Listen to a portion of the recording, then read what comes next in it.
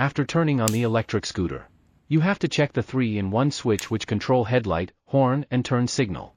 When you turn on the light switch, the front light, headlight and side lights will on.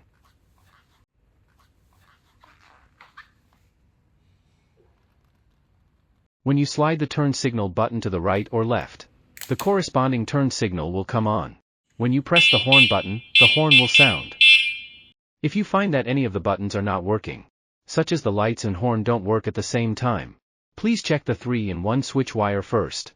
You have to check if the wiring is securely connected. First you must remove the cable protection sleeve.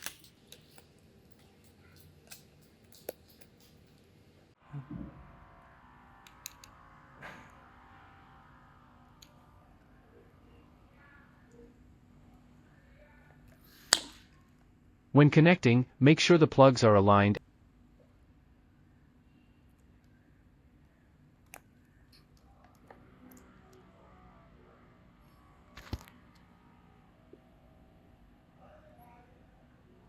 and the arrow are aligned with the arrow.